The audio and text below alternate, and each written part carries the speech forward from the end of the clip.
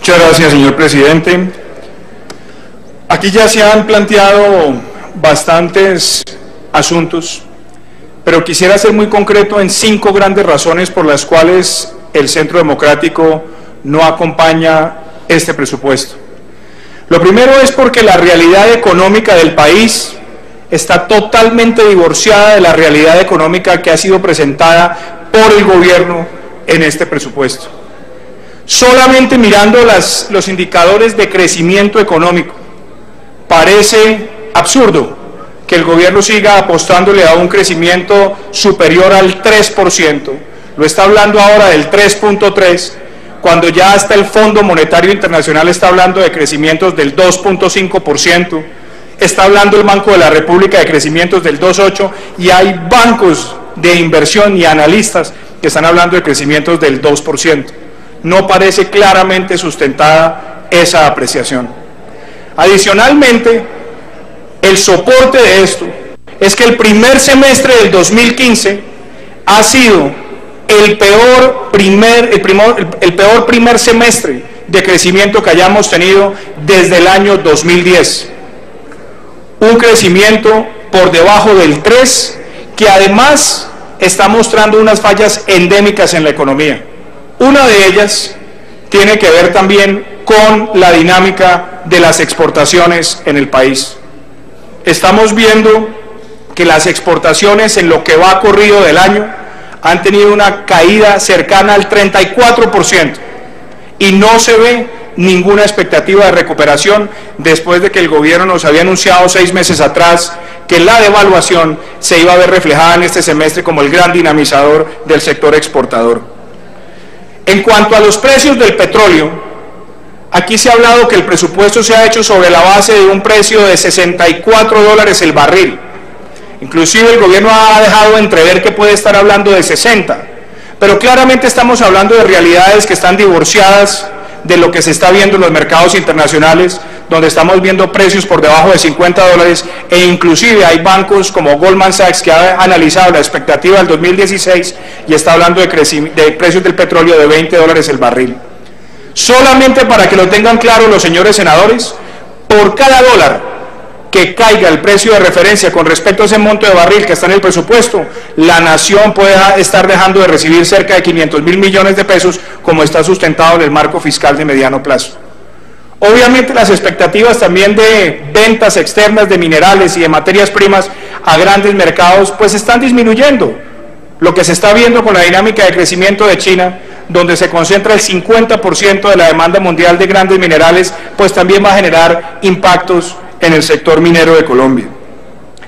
Yo creo que es preciso también decir que hay que tener incredulidad frente a las expectativas y a los planteamientos y supuestos que el gobierno le ha traído a este Congreso.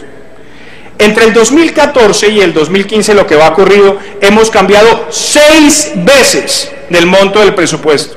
6 veces.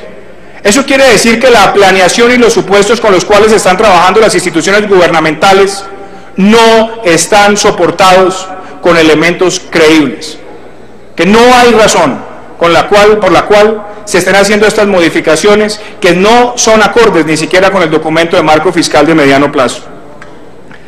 Uno de ellos tiene que ver con el aumento de la deuda pública y el servicio a la deuda.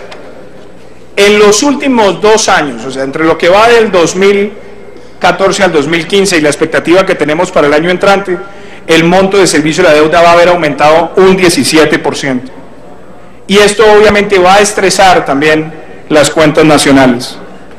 Nos preocupa también que en lo que tiene que ver con consumo por parte del gobierno y en lo que tiene que ver con formación bruta de capital, vemos una caída pronunciada, caída que también se tendrá que traducir en efectos en materia de crecimiento económico.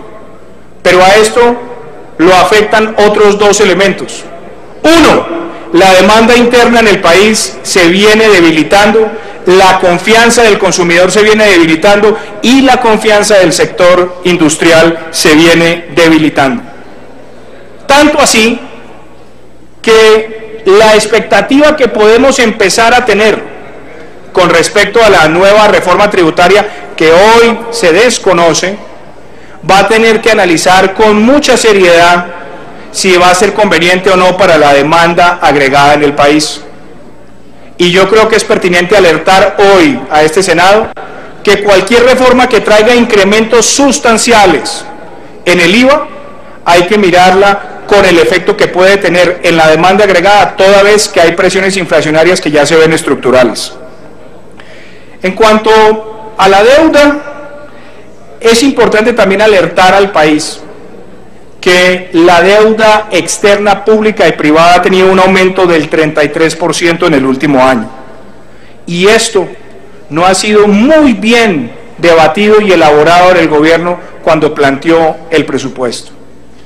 Con esos supuestos que les acabo de anunciar hay que tener incredulidad, pero la mayor incredulidad, y aquí sí quiero que todos ustedes lo vean con cifras muy crudas, tiene que ver con lo que el gobierno llama la austeridad inteligente, que de inteligente no tiene absolutamente nada. El sector agrícola en el primer semestre de este año creció el 2.1%, jalonado principalmente por el sector cafetero. Pues resulta que en el presupuesto nacional del 2016, este sector que tanto hacemos alarde apenas representa el 1.8% del presupuesto, y adicionalmente tiene una caída en la asignación presupuestal para el 2016 cercana al 20%. Yo no entiendo cómo pueden decir que aquí está la supuesta autopista del tal posconflicto y cómo el gobierno está anunciando que la agricultura va a ser un factor dinámico.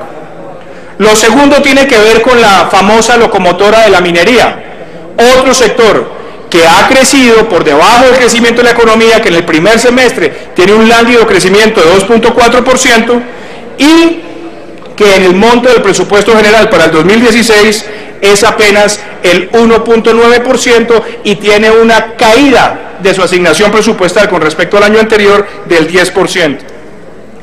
En el sector de comercio, industria y turismo es todavía más dramático, señores senadores, porque llevamos varios trimestres consecutivos, más de 5, viendo al sector tener decrecimiento, contraerse.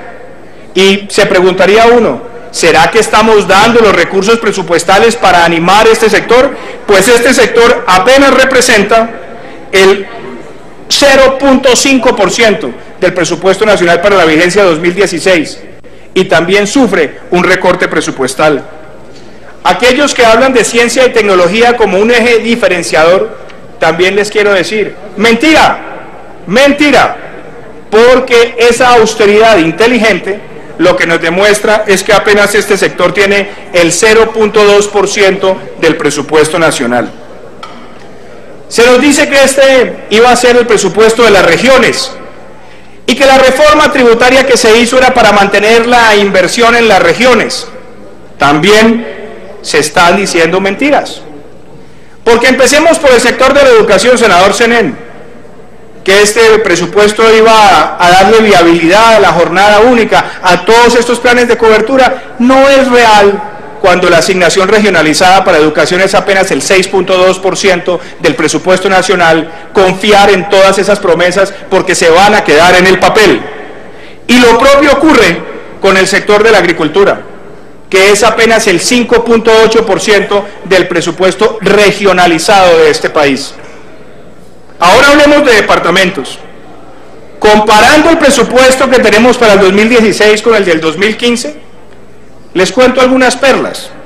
Solamente 2 departamentos tienen un aumento, que son Norte de Santander y San Andrés y Providencia.